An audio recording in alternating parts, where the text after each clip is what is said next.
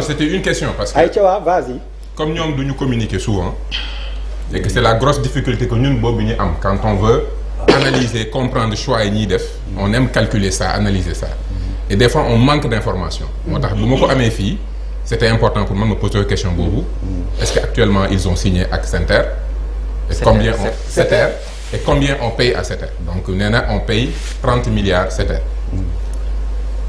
Alors, j'aimerais que nous comprenions bu baax ñun waa Pastef yi nga xam ne on a tenu un discours politique bu clair par rapport à ce projet. Effectivement terre bi ñoo ko moom ça c'est une vérité. Donc on est d'accord sur ça. Débat bi du doon foofu. ñoom moom sa terre parce que ñoo dem leb. Center waaw Center ñoo dem jël suñu fonds propre 239 milliards. Bor 541 su ma defee erreur de corrigement parce que comme je l'ai dit bor bi 541 mu nekk 780 loolu la moo nekkoon ci communiqué président de la République. Donc ñoom moom inf li ñu jënd mais le problème mooy dañoo jënd lu ñu mënut a gérer donc on est obligé fay pour ñu gérer donc on paye 30 milliards chaque année pour qu'on gère cela et qui koy gérer c'est quoi? C'est SNCF International filiale SNCF buy gérer 30 donc loolu mooy réalité bi. Donc Center est une filiale. Filiale. Non, Center c'est Sénégal. Center voilà. Une filiale de derrière Center, tu as SNCF International. Derrière SNCF International, tu as SNCF. Nous, on n'est pas d'accord avec eux. Et nous l'assumons. Parce que l'autre, option politique d'Indjel, nous, chemin de fer, vision binti am, c'est urgent, c'est prioritaire, c'est stratégique. Pour nous, c'est une question de politique sociale et de politique économique. D'amener c'est urgent.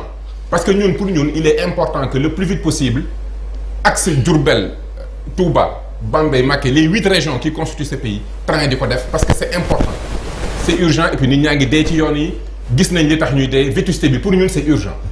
Deuxièmement, au-delà de l'urgence, c'est une priorité. Dans notre plan de développement sénégalais, mobilité des biens et des marchandises, c'est une priorité pour nous. Donc nous, le train, donc c'est central, investissement, il y aurait une def. Je rappelle que TR bi beaucoup de plan Sénégal émergent, je le dis. Donc nous, pour nous, c'est stratégique. Top, c'est stratégique parce que nous avons une vision, le train bi doit connecter avec la sous-région, avec le marché que nous avons. C'est une sorte de diplomatie. Si nous maîtriser le train, am cette technologie, nous pouvons exporter, nous pouvons faire. Nous avons un impact d'un point de vue social parce que dès que les pauvres sont metti. ñëpp mënuñu jënd auto train mooy infrastructure bi nga xam ne da ngay jënd ticket véhicule bi la koy jox plus tracé bi te économiquement dafa am impact sur l'économie parce que mobilité des biens et des marchandises ñun lii mooy suñu vision donc ñun contre ñu projet chemin de fer mënuñ ko contre par contre ambition bi moo tuuti ambition bi moo tuuti lii ku ko bëgg def ambition bi boo ko amee da ngay def di dëkk yi ambition yëpp def. Je vais l'exemple France, parce que comme on aime copier cette France, je vais prendre ça en exemple. France, c'est un réseau ferré de France. France a un patelin, et un rail.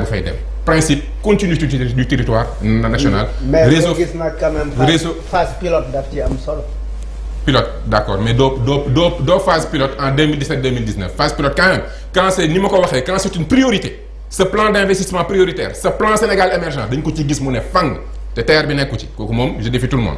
Je continue li ma doon wax da ngay def comme da ngay am réseau ferré da ngay am une entreprise bu nga xam ne day produire des wagons et des trains mooy Alstom mi France am ba noppi da ngay am société nationale bu nga xam ne day def transport d'individus transport de marchandises lii may wax nii bu dul France bu ngeen demee Afrique du Sud da ngeen ko fay fekk ñun option bi ñu jël mooy co-entreprise ñun duñu wax Alstom dañuy jënd 15 trains ak éléments yi mu àndal et puis dañuy jënd xam-xam pour ngeen ñëw gérer. On refuse cela parce que ça va coûter extrêmement cher et je vais vous le montrer tout à l'heure. Nous on préfère dire à Alstom et c'est exactement ce que l'Afrique du Sud a fait. L'Afrique du Sud daf ne Alstom du ngeen dooma jaay train da nga ñëw sama dëkk. ñu créer entreprise mi ngi tudd Jibela. ñi ñuy suivre mën nañ ko tapé. Entreprise boobu boo xoolee l'actionnariat da ngay gis SNCF da ngay gis l'État sud-africain da ngay gis les investisseurs sud-africains da ngay gis même le Black Caucus mooy les investisseurs sud-africains noirs. Nous avons entreprise. C'est près de 3000 à 4000 emplois. Ils vont produire près de 400 à 500 trains sur une période de 25 ans. Et l'objectif, ce n'est pas uniquement l'Afrique du Sud, mais c'est vraiment exporter dans la sous-région, bon, on peut renouveler. Parce que nous, justement, ils ont une approche nationale et une approche, même je dirais, sous-régionale. Donc, nous, nous devons dem di jënd. Ñom nak dañoo dem jënd. Té ñom liñ jënd dina ko wax. dañu def 239 milliards fonds propres def 541 milliards emprunt saa waaye tu es banquier comme moi boo nee emprunt ni taux d'intérêt ku ne taux d'intérêt ni coût d'emprunt. Donc di nga ci teg 179 milliards. Donc quand Macky Sall nous dit le TER coûte 780 boo ci boolee les intérêts. 1000 plus de 1000. C'est exactement 959 milliards.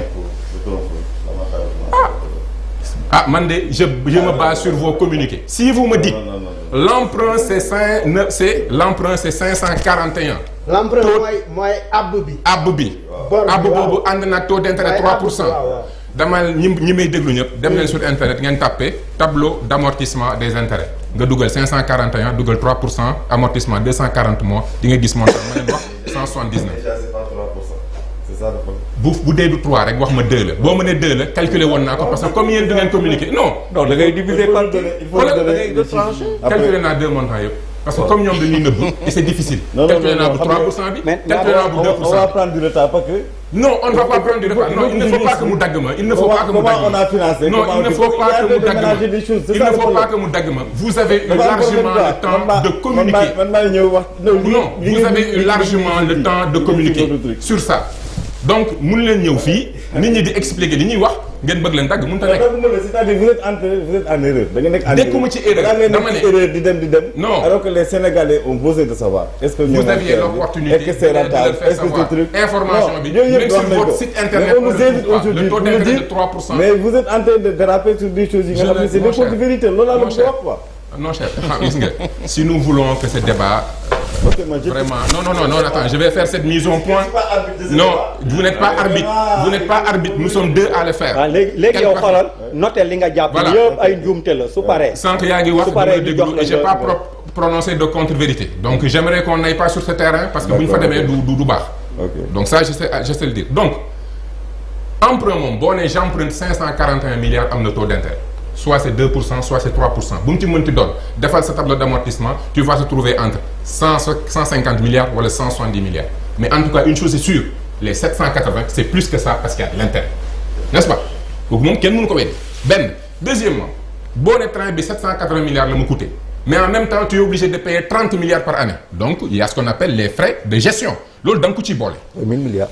voilà léegi bu ma jëlee exemple 541 milliards d'emprunt 239 boo ko boolee muy environ 720 milliards boo ko diviser sur 20 ans xëy na dina ma ne du 20 ans parce que comme ñoom ils nëbb les infos je peux pas les savoir. 25 ans mais soo ne sur 25 ans nga diviser ko di nga am benn montant ça va tourner autour de 25 milliards dinaa defaat calcul bi parce que 20 laa utilisé wu mais ça tourne autour de 25 milliards environ 25 milliards yoo xam ne chaque année da nga koy génne plus 30 milliards xam nga soo ko boolee muy 50 milliards facile yoo xam ne.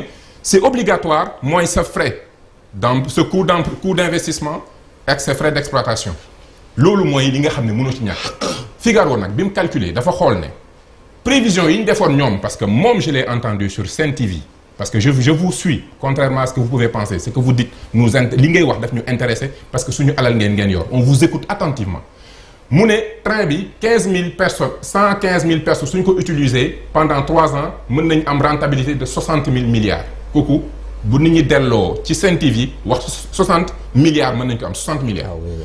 Donc boo gisee 60 milliards mooy scénario bi gën a ngand et c'est même utopique parce que xam nañ ne pour mu fees c'est un problème 60 milliards gis nañ léegi bu ñu calculer remboursement des investissements plus le coût du fonctionnement de 30 milliards on est quasiment à 50-50 alors qu'on est sur le scénario de 100% d'utilisation du TER et c'est pour ça bi ñu commencé Mansour Faye wax na ko à l'Assemblée nationale que actuellement on observe c'est environ 55-60% gap boobu le Figaro wax ne bu ñu doon xaar 60 dépenses yi daanaka nekk 50 ñu doon espérer 10 milliards peut-être comme léegi on tombe jusqu'à 30 il y a un déficit maintenant damay d'accord aussi ak moom ci li mu wax élément bu am solo transport en commun c'est toujours déficitaire donc il faut qu'on l'accepte mais parce que justement c'est déficitaire toute la planification financière bi ngay def c'est d'abord d'accepter un déficit c'est de dire sur trajet bii sénégalais yi fii ba fii damay teg ay nit ñu koy mesurer ñuy xool yan sénégalais ñoo fi jaar di def comptage pendant 3 mois di mesurer li ñuy fay ba nga dem ba xam ne fii kat par exemple fii am na 25 milliards yu ñu fiy utiliser chaque année nga ne par rapport ak offre bi ma bëgg offre bi ça coûte 50 milliards am na benn déficit de 25 milliards sama planification damay accepter un déficit de 25 milliards pour des raisons comme ni ma ko waxee ñun des raisons économiques pour des raisons sociales pour des raisons stratégiques yooyu yëpp mën nga ko mettre en avant mais dès la planification de l'investissement da nga war a wax ne j'investis dans un secteur financièrement déficitaire voilà potentiel d'affaires bi voilà déficit bi ma accepté doo toog ba heure bii Figaro di ko wax da nga ko war a wax sénégalais yi ne leen fii ñuy dugg kat d'après notre planification déficit bii lañ jëm malheureusement defuñ loolu ils ont été dans le tâtonnement ils ont fait premièrement li ma leen njëkk a wax ils ont fait un choix dañuy dem jëndi train andi dañuy dem jënd xam-xam andi ñun d'accord ñu ci loolu on est à l'heure des joint ventures on est à l'heure du co-entreprise de la phase de production de la phase pose rail jusqu'à la phase exploitation noonu nga mën a économiser le maximum et je termine pour dire que actuellement TER bi daw France bi ñu gën a jaay bi nga xam ne modèle 2002-2012 si je n'oublie pas c'est le modèle SN2G mooy maanaam non 2 niveaux deuxième génération tourne autour de 8 milliards lañ koy jëndee la ko France di jëndee moo tax bu ngeen xoolee article Figaro bi daf ne TER au Sénégal bi c'est tout ce qu'il ne faut pas faire en termes de collectivité locale parce que déficit bi dafa énorme loolu laa ci bëggoon a rajouter merci beaucoup. allez Khadim Bamba après ñu.